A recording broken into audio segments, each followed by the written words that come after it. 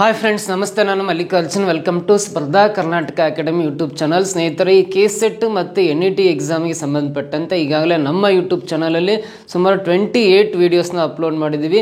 So ಅವೆಲ್ಲ ವೀಡಿಯೋಸ್ನ watch ಮಾಡಿ ನೋಟ್ಸ್ ಮಾಡ್ತಾ ಬನ್ನಿ. ನೆಕ್ಸ್ಟ್ ಎಕ್ಸಾಮ್ಗೆ ನಿಮಗೆ ತುಂಬ ಹೆಲ್ಪ್ ಆಗುತ್ತೆ. ಈ ಕ್ಲಾಸಲ್ಲೂ ಕೂಡ ಇನ್ನು ಬೇರೆ ಬೇರೆ ರೀತಿಯ ಪ್ರಶ್ನೆಗಳನ್ನ ಸಾಲ್ವ್ ಮಾಡೋ ವಿಧಾನಗಳನ್ನು ಹೇಳ್ಕೊಡ್ತೀನಿ ನಿಮಗೆ.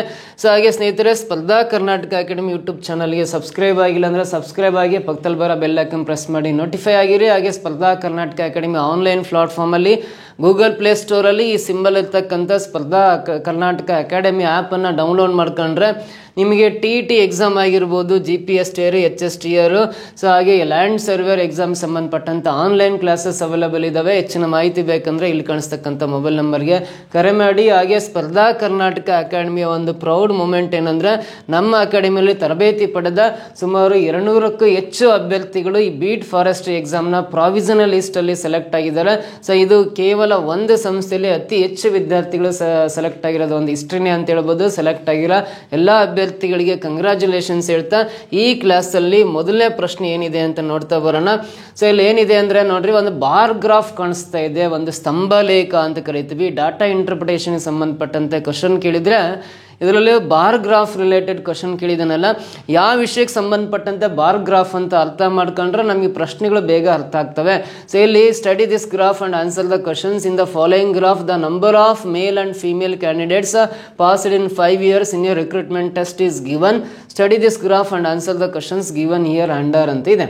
ಅಂದರೆ ಈ ಒಂದು ಬಾರ್ ಗ್ರಾಫ್ ಯಾವ ವಿಷಯಕ್ಕೆ ಸಂಬಂಧಪಟ್ಟಿದೆ ಅಂದರೆ, ಒಂದು ನೇಮಕಾತಿ ಪರೀಕ್ಷೆ, ರಿಕ್ರೂಟ್ಮೆಂಟ್ ಟೆಸ್ಟ್ ಮಾಡಿದ್ದಾರೆ. ಸೊ ಪ್ರತಿ ವರ್ಷ 2019, 20, 21, 22, 23 ಅಂತ 5 ಡಿಫ್ರೆಂಟ್ ಇಯರ್ಸಲ್ಲಿ ಒಂದು ನೇಮಕಾತಿ ಪರೀಕ್ಷೆಯಲ್ಲಿ ಪಾಸ್ ಆಗಿರೋ ಪುರುಷರ ಸಂಖ್ಯೆ, ಮಹಿಳೆಯರ ಸಂಖ್ಯೆಯನ್ನು ಈ ಬಾರ್ ಗ್ರಾಫಲ್ಲಿ ಕೊಟ್ಟಿದ್ದಾನೆ. ಸೊ ಇಲ್ಲಿ ನೋಡ್ರಿ, ಇಲ್ಲಿ ಸಾಫ್ರಾನ್ ಕಲರ್ ಇರೋದು ಪುರುಷರ ಸಂಖ್ಯೆ ಮೊದಲನೇ ಕಾಲಮ್, ಎರಡನೇ ಕಾಲಮ್ ಏನಿದೆಯಲ್ಲ ಅದು ಮಹಿಳೆಯರ ಸಂಖ್ಯೆ ಅಂತ. 2019 ಒಂದು ನೇಮಕಾತಿ ಪರೀಕ್ಷೆಯಲ್ಲಿ 600 ಜನ ಪುರುಷರು ಪಾಸ್ ಆಗಿದ್ದಾರೆ, 420 ಜನ ಮಹಿಳೆಯರು ಪಾಸ್ ಆಗಿದ್ದಾರೆ. 20 750 ಪುರುಷರು, 960 ಮಹಿಳೆಯರು ಪಾಸ್ ಆಗಿದ್ದಾರೆ ಅಂತ. 21 540 ಪುರುಷರು, 630 ಮಹಿಳೆಯರು ಪಾಸ್ ಆಗಿದ್ದಾರೆ ಅಂತ. 22 780 ಪುರುಷರು, 720 ಮಹಿಳೆಯರು ಪಾಸ್ ಆಗಿದ್ದಾರೆ ಅಂತ. 23 510 ಪುರುಷರು, 600 ಮಹಿಳೆಯರು ನೇಮಕಾತಿ ಪರೀಕ್ಷೆಯಲ್ಲಿ ಪಾಸ್ ಆಗಿರೋ ಸಂಖ್ಯೆನ ಈ ಬಾರ್ ಗ್ರಾಫಲ್ಲಿ ಕೊಟ್ಟಿದ್ದಾನೆ. ಈ ಗ್ರಾಫ್ ಯೂಸ್ ಮಾಡ್ಕೊಂಡು ಇದ್ರ ಕೆಳಗಡೆ 2, 3, 4, 5 ಕ್ವಶನ್ಸ್ ಕೇಳೋ ಚಾನ್ಸಸ್ ಇರುತ್ತೆ. ಅವಕ್ಕೆ ಆನ್ಸರ್ ಮಾಡ್ತಾ ಹೋಗೋಣ. ಮೊದಲನೇ ಪ್ರಶ್ನೆ ಏನಿದೆ ಅಂತ ನೋಡ್ತಾ ಬನ್ನಿ. ಫಸ್ಟ್ ಕ್ವಶನ್ ಇಲ್ಲಿ, by how much percent is the number of males passed during 2019, 20 and 21 lesser than the number of males passed in 20, 21 and 22 ಅಂತ ಇದೆ. ಅಂದರೆ 2019, 20 ಮತ್ತು 21ರಲ್ಲಿ ಉತ್ತೀರ್ಣರಾದ ಪುರುಷರ ಸಂಖ್ಯೆ 20, 21, 22ರಲ್ಲಿ ಉತ್ತೀರ್ಣರಾದ ಪುರುಷರ ಸಂಖ್ಯೆಗಿಂತ ಶೇಕಡ ಎಷ್ಟು ಕಡಿಮೆಯಾಗಿದೆ ಅಂತ ಕ್ವಶನ್ ಕೇಳಿದ್ದಾನೆ. ಪ್ರಶ್ನೆ ಅರ್ಥ ಮಾಡ್ಕೊಳ್ರಿ. ಮೊದಲಿಲ್ಲಿ 19, 20 ಮತ್ತು 21 ಅಂತ 3 ವರ್ಷಗಳಲ್ಲಿ ಪಾಸ್ ಆಗಿರೋ ಪುರುಷರ ಸಂಖ್ಯೆ, ಇಲ್ಲಿ ಕೊಟ್ಟಿರೋ 3 ವರ್ಷಗಳಲ್ಲಿ ಪಾಸ್ ಆಗಿರೋ ಪುರುಷರ ಸಂಖ್ಯೆಗಿಂತ ಎಷ್ಟು % ಕಡಿಮೆ ಇದ್ದಾರೆ ಅಂತ ಕಂಡುಹಿಡಿಯಲಿಕ್ಕೆ ಪ್ರಶ್ನೆ ಕೇಳಿದ್ದಾನೆ. ಸೊ ಹಾಗಾದರೆ ನೋಡ್ರಿ, ಫಸ್ಟ್ ಪುರುಷರ ಸಂಖ್ಯೆ ಅಂದರೆ ಎಲ್ಲದರಲ್ಲೂ ಫಸ್ಟ್ ಕಾಲಮ್ ಏನಿದೆಯಲ್ಲ ಇದೆಲ್ಲ ಪುರುಷರ ಸಂಖ್ಯೆ. 2019ರಲ್ಲಿ ಪಾಸ್ ಆಗಿರೋ ಪುರುಷರು 600 ಜನ ಇದ್ದಾರೆ. 2020ರಲ್ಲಿ ಪಾಸ್ ಆಗಿರೋ ಪುರುಷರು 750 ಇದ್ದಾರೆ. 2021ರಲ್ಲಿ ಪಾಸ್ ಆಗಿರೋ ಪುರುಷರು 540 ಇದ್ದಾರೆ. ಹಾಗಾದರೆ ಈ 3 ವರ್ಷದಲ್ಲಿ ಪಾಸ್ ಆಗಿರೋ ಪುರುಷರ ಸಂಖ್ಯೆನ ಅಡಿಷನ್ ಮಾಡೋಣ, ಕೂಡೋಣ. ಎಷ್ಟು ಬರುತ್ತೆ? 600 + 750, 1350. 1350ಕ್ಕೆ 540 ಕೂಡಿದ್ರೆ 1890 ಬರುತ್ತೆ, 1890 ಬರುತ್ತೆ. ಇಲ್ಲಿ ಕೊಟ್ಟಿರೋ ಈ 3 ವರ್ಷಗಳಲ್ಲಿ ಪಾಸ್ ಆಗಿರೋ ಒಟ್ಟು ಪುರುಷರ ಸಂಖ್ಯೆ ಅಂದರೆ 1890 ಆಯಿತು. ಅದೇ ರೀತಿ 20, 21 ಮತ್ತು 22, 2020, 21, 22 ಈ 3 ವರ್ಷಗಳಲ್ಲಿ ಪಾಸ್ ಆಗಿರೋ ಪುರುಷರ ಸಂಖ್ಯೆನೇ ನೋಡ್ಕೋಬೇಕು. 20ರಲ್ಲಿ ಪಾಸ್ ಆಗಿರೋ ಪುರುಷರ ಸಂಖ್ಯೆ ಅಂದರೆ ಇದೇ 750. 2021ರಲ್ಲಿ ಪಾಸ್ ಆಗಿರೋ ಪುರುಷರ ಸಂಖ್ಯೆ ಅಂದರೆ 540. ಅದೇ 2022 ಅಂತ ಹೇಳಿದನಲ್ಲ, 22ರಲ್ಲಿ ಪಾಸ್ ಆಗಿರೋ ಪುರುಷರ ಸಂಖ್ಯೆ ಅಂದರೆ ಈ 780. ಇಲ್ಲೇನು ರೈಟ್ ಮಾರ್ಕ್ ಹಾಕಿನಲ್ಲ, ಈ 3 ಸಂಖ್ಯೆಗಳನ್ನು ಅಡಿಷನ್ ಮಾಡಿದರೆ ಎಷ್ಟು ಬರುತ್ತೆ? 750 + 540 ಅಂದರೆ 1290 ಆಗುತ್ತೆ. 1790ಕ್ಕೆ 780 ಕೂಡಿದ್ವಿ ಅಂದರೆ ಎಷ್ಟು ಬರುತ್ತೆ ಅಂದರೆ 1790ಕ್ಕೆ 780 ಕೂಡಿದ್ವಿ ಅಂದರೆ 2070 ಬರುತ್ತೆ. 3 ಸಂಖ್ಯೆಗಳನ್ನು ಕೂಡಿ ಸಂಕಲನ ಮಾಡಿರಿ. ಈ 750, 540, 780 ಈ 3 ನಂಬರ್ಸ್ನ ಕೂಡಿದಾಗ ಅಡಿಷನ್ ಮಾಡಿದರೆ ಟೋಟಲಿ 2070 ಬರುತ್ತೆ. ಹಾಗಾದರೆ ಈ 1890 ಪುರುಷರು ಈ 2070 ಪುರುಷರಿಗಿಂತ ಇವರು ಎಷ್ಟು ಪರ್ಸೆಂಟ್ ಕಡಿಮೆ ಇದ್ದಾರೆ ಅನ್ನೋದು ಕಂಡುಹಿಡಿಬೇಕು. Percentage less, how much percent lesser ಅಂತ ಕೊಟ್ಟಿದ್ದಾನೆ. ಸೊ ಹಾಗಾಗಿ ಎಷ್ಟು ಪರ್ಸೆಂಟ್ ಕಡಿಮೆ ಇದ್ದಾರೆ ಅಂತ ಕಂಡುಹಿಡಿಬೇಕಂದ್ರೆ ಈ 1890 2070ಗಿಂತ ಇದು ಎಷ್ಟು ಕಡಿಮೆ ಇದೆ ಅಂದರೆ 2070ರಲ್ಲಿ 1890ನ ಮೈನಸ್ ಮಾಡಿದರೆ 180 ಬರುತ್ತೆ. ಇವೆರಡಕ್ಕೂ ಡಿಫ್ರೆನ್ಸ್ 180 ಬರುತ್ತೆ. ಅಂದರೆ 1890 ಪುರುಷರು ಇವರಿಗಿಂತ 180 ಕಡಿಮೆ ಇದ್ದಾರೆ. ಎಷ್ಟು ಕಂಪೇರ್ ಮಾಡಿದ್ರೆ 2070 ಕಂಪೇರ್ ಮಾಡಿದ್ರೆ 180 ಕಡಿಮೆ ಇದ್ದಾರೆ ಅಂದರೆ 100ಕ್ಕೆ ಎಷ್ಟು ಕಡಿಮೆ ಅಂತ ಕಂಡುಹಿಡಿಬೇಕು. ಅದೇ ಪರ್ಸೆಂಟೇಜ್ ಲೆಸ್ ಅಂತ ಕರಿತೀವಿ. ಎಷ್ಟು ಕಡಿಮೆ ಇದ್ದಾರೆ ಅಂತ ಗೊತ್ತಾಗುತ್ತೆ. ಇಲ್ಲಿರೋ 0 ಕ್ಯಾನ್ಸಲ್ ಆಗುತ್ತೆ. ಇದು 9ರಿಂದ ಡಿವೈಡ್ ಆಗುತ್ತೆ. 18 ಇದೆಯಲ್ಲ ಮೇಲ್ಗಡೆ, ಇದು 9 2 18, ಇದು 9 2 18, 2 ಉಳಿಯುತ್ತೆ 27 ಆಗುತ್ತೆ. 9 3 27 ಆಗುತ್ತೆ. 100 × 2 ಗುಣಾಕಾರ ಮಾಡ್ರಿ 200 ಬರುತ್ತೆ. 200 ಡಿವೈಡ್ ಬೈ ಕೆಳಗಡೆ 23 ಬರೀತಾ ಇದೀನಿ. ಈ 23ರಿಂದ 200 ಡಿವೈಡ್ ಮಾಡಿದಾಗ 23 200 ಡಿವೈಡ್ ಮಾಡಿ 200 23ಯಿಂದ ಡಿವೈಡ್ ಮಾಡ್ರೆ 23 8ಲೆ ಕಟ್ಬೋದು. 8 3 24 ದಶಕ 2 8 2 16 2 18 184 ಆಗಿ 16 ಉಳಿಯುತ್ತೆ. ನೆಕ್ಸ್ಟ್ ಪಾಯಿಂಟ್ ಗಟ್ಟಿ 0 ಎಳಿಸ್ಕೊಂಡು 160 ಆಗುತ್ತೆ. 23 6 138 ಬಂದು ಇನ್ನು ಶೇಷ 22 ಉಳಿಯುತ್ತೆ. 8 ಪಾಯಿಂಟ್ ಸಮಥಿಂಗ್ ಬರುತ್ತೆ. ಕೊಟ್ಟಿರೋ ಆಪ್ಷನಲ್ಲಿ 8 ಪಾಯಿಂಟ್ ಸಮಥಿಂಗ್ ಇರೋದು ಯಾವ್ದು ನೋಡ್ರಿ, ಈ ಸೆಕೆಂಡ್ ಆಪ್ಷನ್ ಮಾತ್ರ. ಮುಂದಕ್ಕೆ ಏನು ಡಿವಿಷನ್ ಮಾಡೋ ಅವಶ್ಯಕತೆ ಇಲ್ಲ. ಇದು 8.69% ಕಡಿಮೆ ಇದ್ದಾರೆ ಅಂತ ಹೇಳ್ಬೋದು. ಇದಕ್ಕೆ second option right answer. Option ನೋಡಿದ್ರೆ ಗೊತ್ತಾಗುತ್ತೆ, ಮುಂದಕ್ಕೆ ಡಿವಿಷನ್ ನೆಸೆಸಿಟಿ ಇಲ್ಲ. 8 ಬಂದ ತಕ್ಷಣ ಅಲ್ಲಿಗೆ ಸ್ಟಾಪ್ ಮಾಡ್ಬೋದಾಯಿತು. 8 ಇಂದ ಸ್ಟಾರ್ಟ್ ಆಗಿರೋ ಆಪ್ಷನ್ ಅದು ಒಂದೇ ಇರೋದ್ರಿಂದ ಆಪ್ಷನ್ ಬಿನೇ ಕರೆಕ್ಟ್ ಆನ್ಸರ್ ಆಗುತ್ತೆ. ಕ್ಲಿಯರ್ ಆಗ್ತಾ ಆಯ್ತಾ? ಸೊ ನೀವು ಪ್ರತಿಯೊಂದು ಕ್ವಶನ್ ಬರ್ಕೊಂಡು ಪ್ರಾಕ್ಟೀಸ್ ಮಾಡ್ತಾ ಕಲಿತು ಹೋದರೆ 100% ಈ ಸಬ್ಜೆಕ್ಟ್ ಈಸಿ ಆಗುತ್ತೆ ನಿಮಗೆ. ಇದೇ ಬಾಯೋಗ್ರಫಿ ಸಂಬಂಧಪಟ್ಟಂತ ಸೆಕೆಂಡ್ ಕ್ವಶನ್ ಬರೋಣ. ಏನಿದೆ ನೋಡ್ರಿ. What is the ratio between the total number of candidates passed in 2019 and in 2021? 2019 ಮತ್ತು 2021ರಲ್ಲಿ ಉತ್ತೀರ್ಣರಾದ ಒಟ್ಟು ಅಭ್ಯರ್ಥಿಗಳ ಸಂಖ್ಯೆಯ ನಡುವಿನ ಅನುಪಾತ ಎಷ್ಟು? Simple question. 2019ರಲ್ಲಿ ಪಾಸ್ ಆಗಿರೋ ಅಭ್ಯರ್ಥಿಗಳು ಅಂದರೆ ಪುರುಷರು ಮಹಿಳೆಯರು ಸೇರಿ ಅಂತ. ಇಲ್ಲಿ ಪುರುಷರ ಸಂಖ್ಯೆ ಮಹಿಳೆಯರ ಸಂಖ್ಯೆ ಏನು ಮೆನ್ಷನ್ ಮಾಡಿಲ್ಲ. ಅಭ್ಯರ್ಥಿಗಳು ಕ್ಯಾಂಡಿಡೇಟ್ಸ್ ಅಂತ ಇದೆ ಅಂದರೆ ಪುರುಷರು ಮಹಿಳೆಯರು ಸೇರಿ 2019ರಲ್ಲಿ ಪಾಸ್ ಆಗಿರೋ ಕ್ಯಾಂಡಿಡೇಟ್ಸ್ 600 + 420 ಅಂದರೆ 1020 ಆಗುತ್ತೆ. 1020 ಆಗುತ್ತೆ. 2019ನಲ್ಲಿ ಪಾಸ್ ಆಗಿರೋ ಟೋಟಲ್ ನಂಬರ್ ಆಫ್ ಕ್ಯಾಂಡಿಡೇಟ್ಸ್. ಅದೇ ರೀತಿ 2021ನಲ್ಲಿ ಪಾಸ್ ಆಗಿರೋ ಕ್ಯಾಂಡಿಡೇಟ್ಸ್ ಬೇಕಂದ್ರೆ ಪುರುಷರು ಮಹಿಳೆಯರನ್ನ ಕೂಡ್ರಿ ಅಡಿಷನ್ ಮಾಡಿದ್ರೆ ಎಷ್ಟು ಬರುತ್ತೆ? 540 + 630 ಅಡಿಷನ್ ಮಾಡಿದ್ರೆ 1170 ಬರುತ್ತೆ. 1170 ಆಗುತ್ತೆ. ಇದು 2021ನಲ್ಲಿ ಪಾಸ್ ಆಗಿರೋ ನಂಬರ್ ಆಫ್ ಕ್ಯಾಂಡಿಡೇಟ್ಸ್. ಇವೆರಡಕ್ಕೂ ರೇಷಿಯೋ ಕಂಡುಹಿಡಿಬೇಕು. ಸೊ ಇಲ್ಲಿ ಲಾಸ್ಟ್ ಪ್ಲೇಸ್ ಇರೋ 0, ಈ ಲಾಸ್ಟ್ ಪ್ಲೇಸ್ ಇರೋ 0 ಕ್ಯಾನ್ಸಲ್ ಆಗುತ್ತೆ. ಇಲ್ಲಿ 102 ಮತ್ತು 117 ಯಾವಾರು ಸಿಂಗಲ್ ನಂಬರಿಂದ ಡಿವೈಡ್ ಆದರೆ ಡಿವೈಡ್ ಮಾಡ್ಕೊಂಡ್ರೆ 3ರಿಂದ ಭಾಗ ಆಗ್ತಾವೆ. 3 3 9, 1 ಉಳಿಯುತ್ತೆ. 3 4 12. ಇದು 3 3 9, 2 ಉಳಿಯುತ್ತೆ. 3 9 27 ಕ್ಯಾನ್ಸಲ್ ಆಗಿ 34:39 ಬರುತ್ತೆ. 34:39 ಬರುತ್ತೆ. 34:39 ಆಪ್ಷನ್ ಡಿ ನಲ್ಲಿದೆ ನೋಡ್ರಿ. ಇದು ಕರೆಕ್ಟ್ ಆನ್ಸರ್ ಆಗುತ್ತೆ. ಅರ್ಥ ಆಯ್ತಾ? ಸೊ ನೆಕ್ಸ್ಟ್ ಕ್ವಶನ್ ಬರೋಣ. ಮುಂದಿನ ಪ್ರಶ್ನೆ ಏನಿದೆ ಅಂತ ನೋಡಿ. By how much % is the total number of candidates passed in 2020 greater than the total number of candidates passed in 2022 ಅಂತ ಇದೆ. ಅಂದರೆ 2020ರಲ್ಲಿ ಉತ್ತೀರ್ಣರಾದ ಒಟ್ಟು ಅಭ್ಯರ್ಥಿಗಳ ಸಂಖ್ಯೆ 2022ರಲ್ಲಿ ಉತ್ತೀರ್ಣರಾದ ಒಟ್ಟು ಅಭ್ಯರ್ಥಿಗಳ ಸಂಖ್ಯೆಗಿಂತ ಎಷ್ಟು ಶೇಕಡ ಹೆಚ್ಚಾಗಿದೆ ಅಂತ ಕೇಳಿದೆ ನಾನು. ಫಸ್ಟ್ ಆಫ್ ಆಲ್ 2020 ಅಂತ ಕೊಟ್ಟಿದ್ದೇನೆ. 2020ರಲ್ಲಿ ಉತ್ತೀರ್ಣರಾದ ಒಟ್ಟು ಅಭ್ಯರ್ಥಿಗಳ ಸಂಖ್ಯೆ ಅಂದರೆ ಇವೆರಡು ಅಡಿಷನ್ ಮಾಡ್ಕೋಬೇಕು.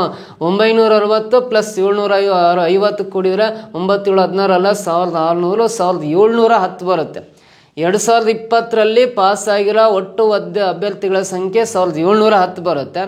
ಅದೇ ರೀತಿ 2022ರಲ್ಲಿ ಪಾಸ್ ಆಗಿರೋ ಒಟ್ಟು ಅಭ್ಯರ್ಥಿಗಳ ಸಂಖ್ಯೆ ಅಂದರೆ ಇವೆರಡು ಕೂಡ್ಕೋಬೇಕು. ಎಷ್ಟು ಬರುತ್ತೆ?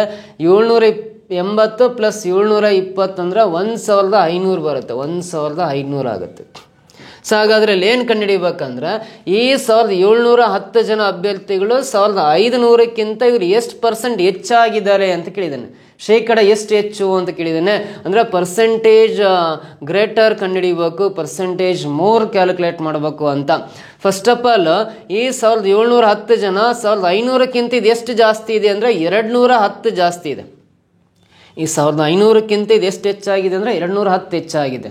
ಹೆಚ್ಚಾಗಿರೋದು ಮೇಲೆ ಬರೀಬೇಕು. ಪರ್ಸೆಂಟೇಜ್ ಶೇಕಡ ಎಷ್ಟು ಹೆಚ್ಚು ಅಂತ ಕೇಳಿದಾಗ ಎಷ್ಟು ಹೆಚ್ಚಾಗಿರುತ್ತೆ ಅದು ಮೇಲ್ಗಡೆ ಬರ್ಕೊಂಡು 1500 ಕಂಪೇರ್ ಮಾಡಿದಾಗ 210 ಹೆಚ್ಚಾಗಿದೆ ಅಂದರೆ 1500ಕ್ಕೆ 210 ಹೆಚ್ಚಾದರೆ 100ಕ್ಕೆ ಎಷ್ಟು ಜಾಸ್ತಿ ಅಂತ ಕ್ಯಾಲ್ಕುಲೇಟ್ ಮಾಡಬೇಕು. 100ಗೆ ಎಷ್ಟು ಜಾಸ್ತಿ ಅಂತ ಕ್ಯಾಲ್ಕುಲೇಟ್ ಮಾಡಿದರೆ ಇಲ್ಲಿರೋ 2 0 ಕ್ಯಾನ್ಸಲ್ ಆಗುತ್ತೆ.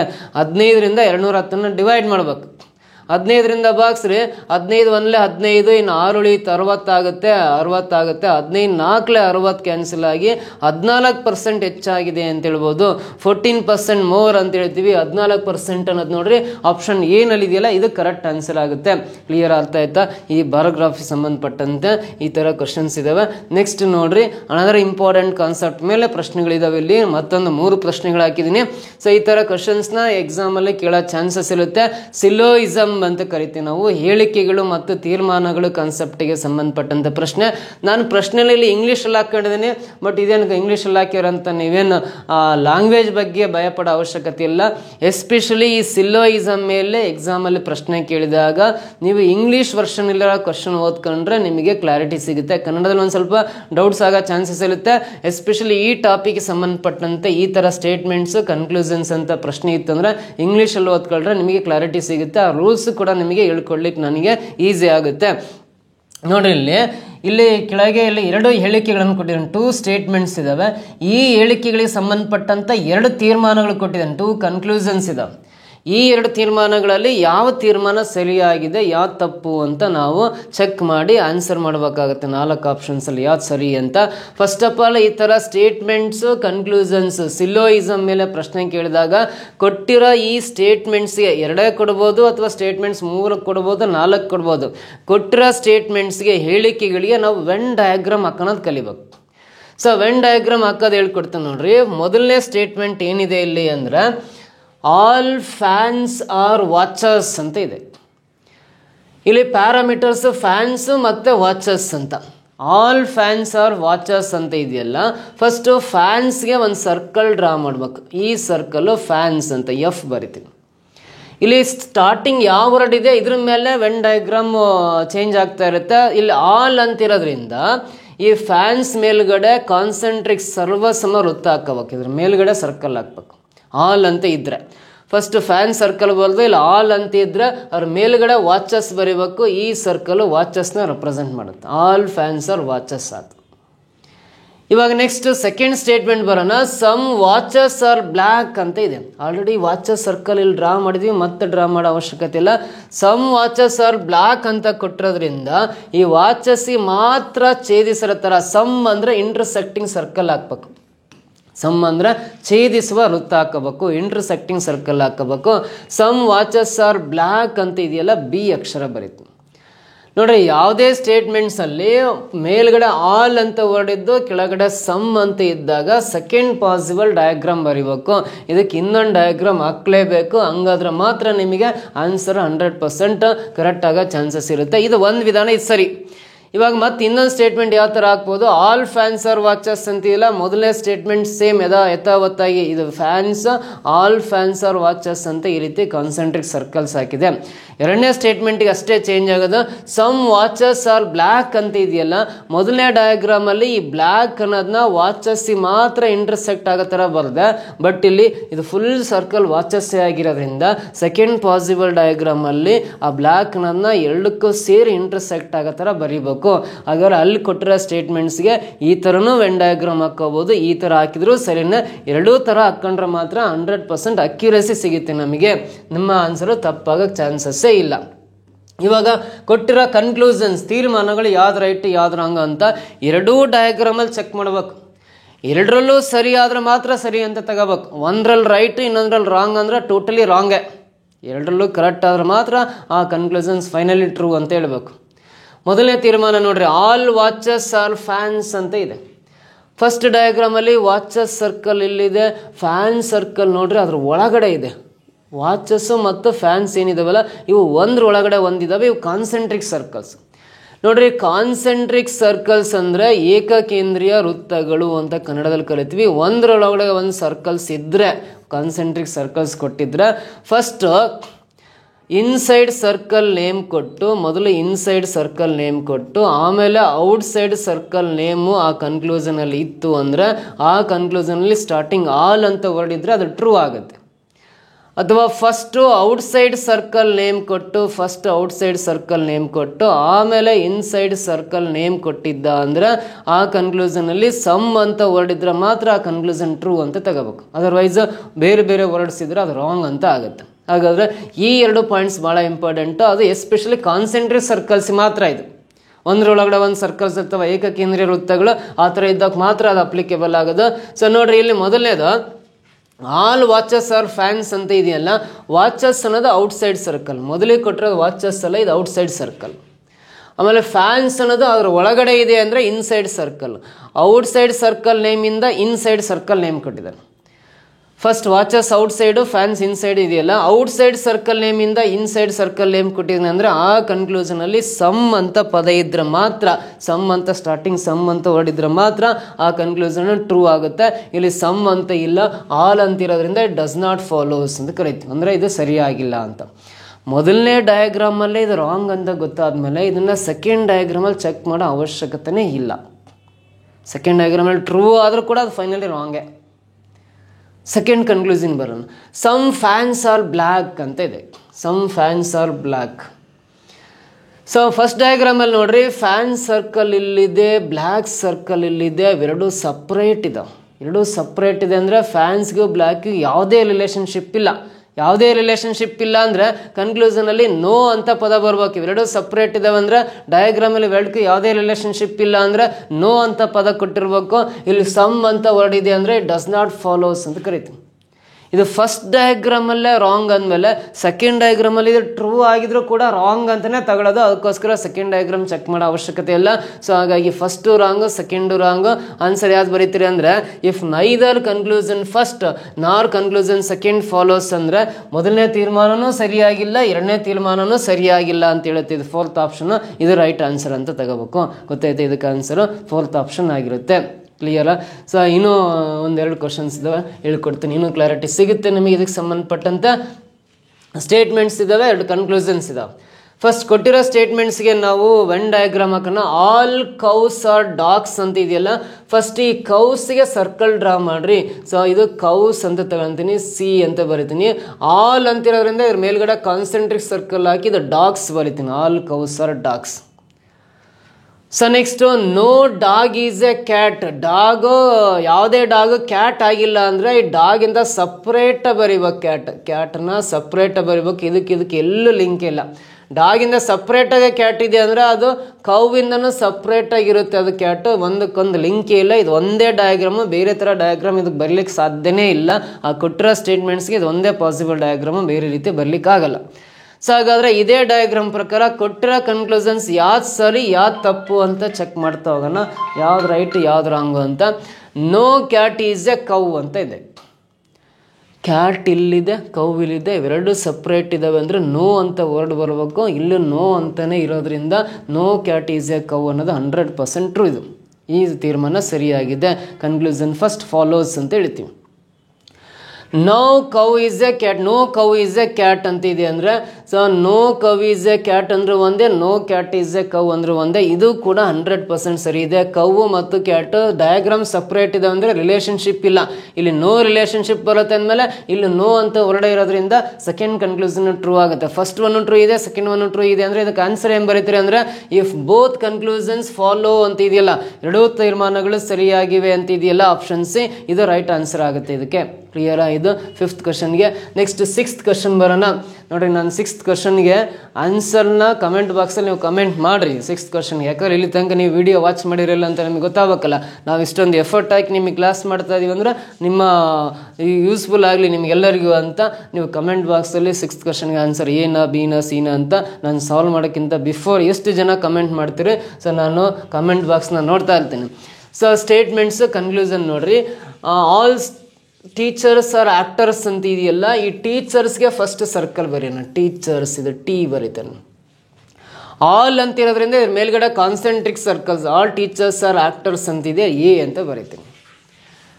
Next all actors are women ಅಂತಿದೆಯಲ್ಲ, ಅಗೇನ್ ಆಕ್ಟರ್ಸ್ ಮೇಲ್ಗಡೆ ಆಲ್ ಅಂತಿರೋದ್ರಿಂದ ಅವ್ರ ಮೇಲ್ಗಡೆ ಕಾನ್ಸೆಂಟ್ರಿಕ್ ಸರ್ಕಲ್ ಹಾಕಿ ಆಲ್ ಆಕ್ಟರ್ಸ್ ಆರ್ ವುಮೆನ್ ಅಂತ ಬರೀತೀನಿ.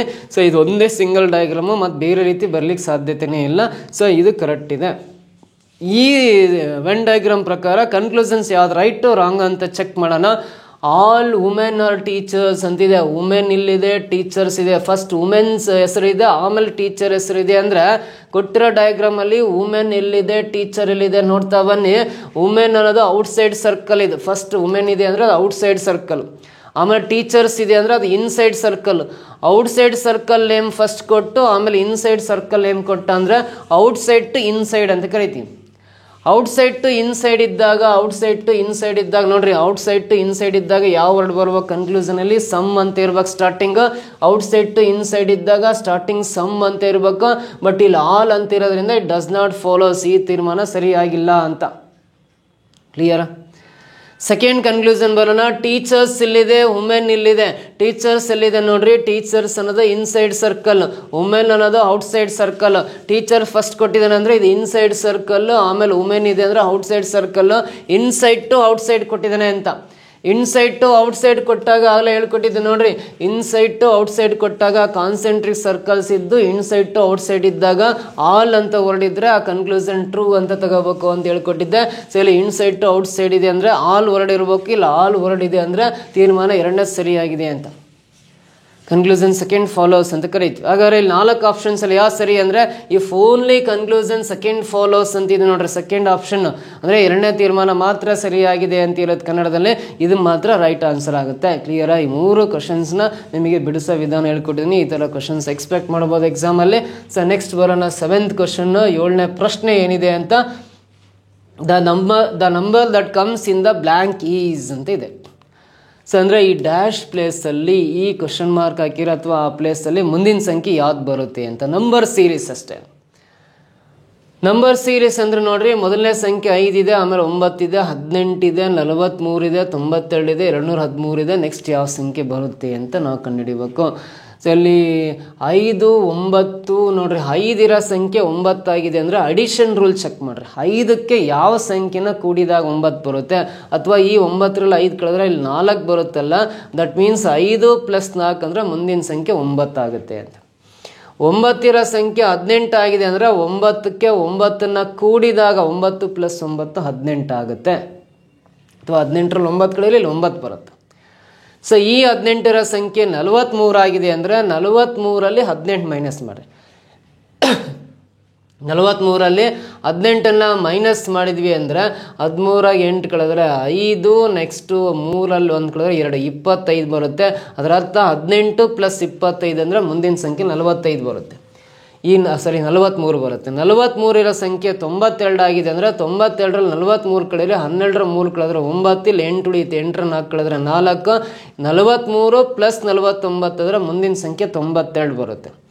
92 ಇರೋದು 213 ಆಗಿದೆ ಅಂದರೆ ಸೊ ಇಲ್ಲಿ 3ರಲ್ಲಿ 2 ಕಳೆದ್ರೆ 1, 21ರಲ್ಲಿ 9 ಕಳೆದ್ರೆ 12 ಬರುತ್ತೆ, 121 ಆಗುತ್ತೆ. 92 + 121 ಅಂದರೆ 213 ಬರುತ್ತೆ. ಹಾಗಾದರೆ ನೆಕ್ಸ್ಟ್ 213ಕ್ಕೆ ಯಾವ ಸಂಖ್ಯೆ ಕೂಡಬೇಕು ಅಂತ ಹೆಂಗೆ ಗೊತ್ತಾಗುತ್ತೆ ಅಂದರೆ, ಇಲ್ಲಿ ಕೆಳಗೆ ಬಂದಿರೋ ನಂಬರ್ಸು ಯಾವ ಥರ ನಂಬರ್ಸು ಅಂತ ಐಡೆಂಟಿಫೈ ಮಾಡ್ಲಿಕ್ಕೆ ಬಂದರೆ ಮಾತ್ರ ಮುಂದೆ ಯಾವ ಸಂಖ್ಯೆ ಕೂಡಬೇಕು ಅಂತ ನಿಮಗೆ ಕ್ಲಾರಿಟಿ ಸಿಗುತ್ತೆ.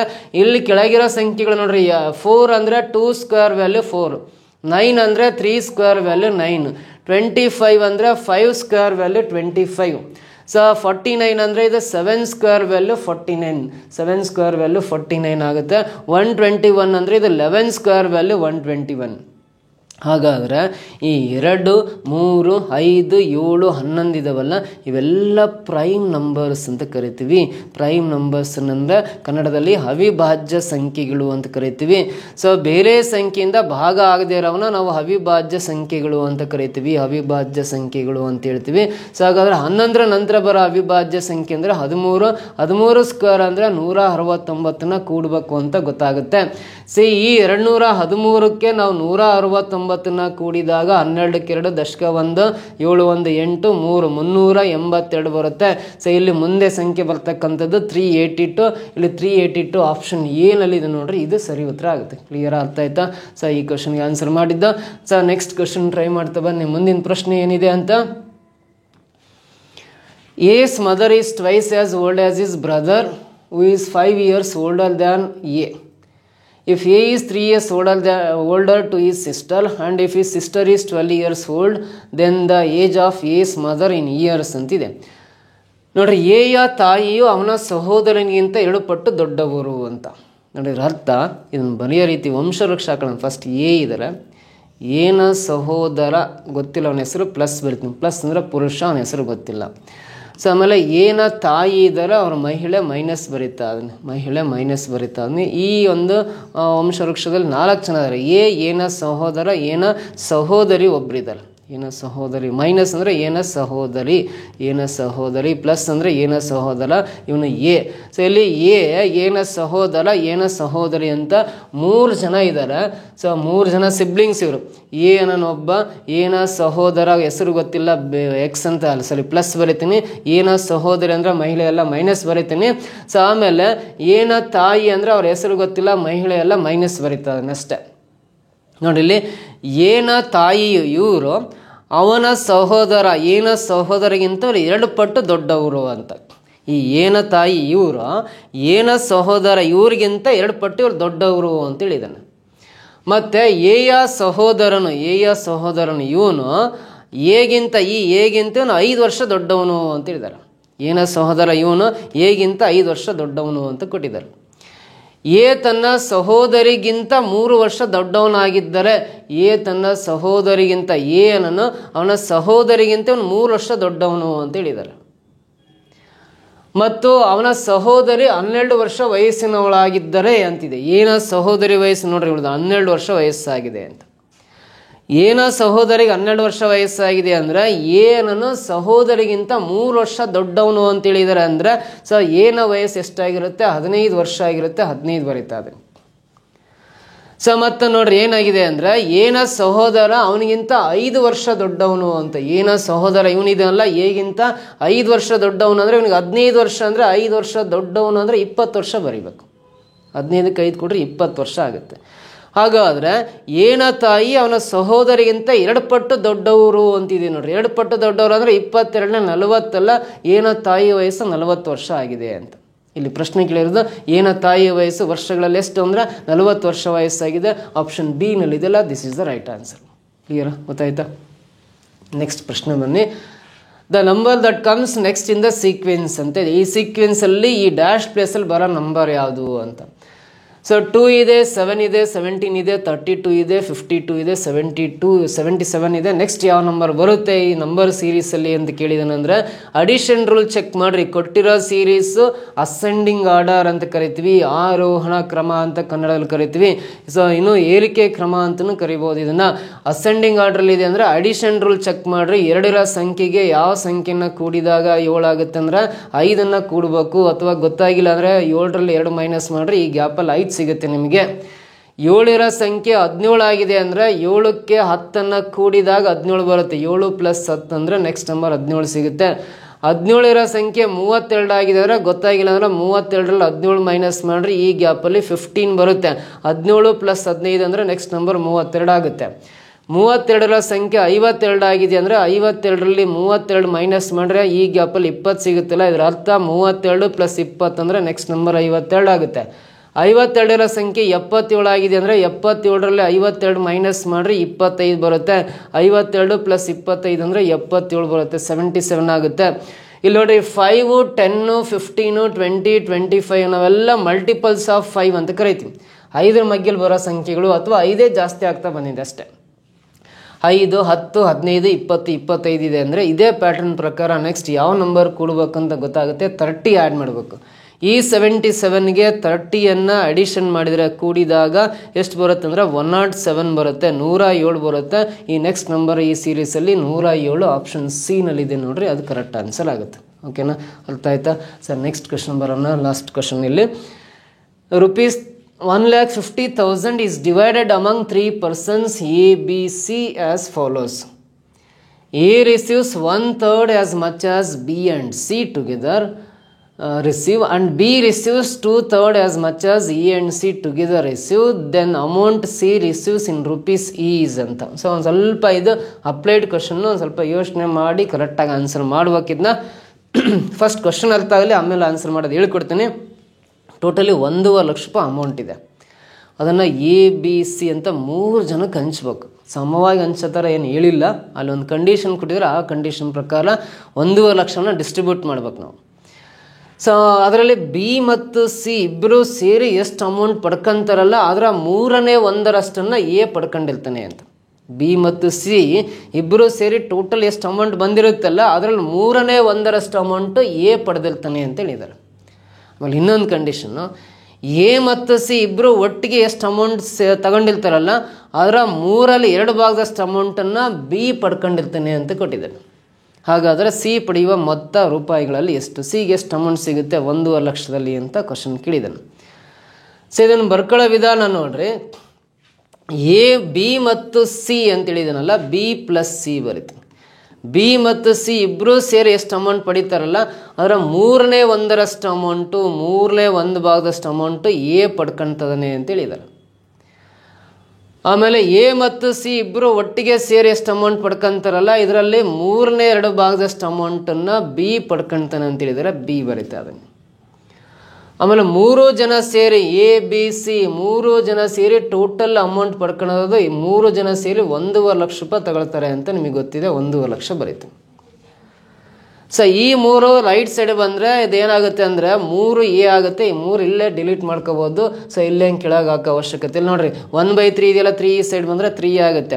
ಇಲ್ಲಿ ಎಲ್ಲಿ ಬಿ ಪ್ಲಸ್ ಸಿ ಇರುತ್ತಲ್ಲ, ಸೊ ಇಲ್ಲಿ ಎಲ್ಲಿ ಬಿ ಪ್ಲಸ್ ಸಿ ಇರುತ್ತಲ್ಲ ನೋಡ್ರಿ, A plus B plus C ಇದೆಯಲ್ಲ, ಬಿ ಪ್ಲಸ್ ಸಿ ಇದ್ದತ್ರ 3 ಎ ಹಾಕ್ರಿ.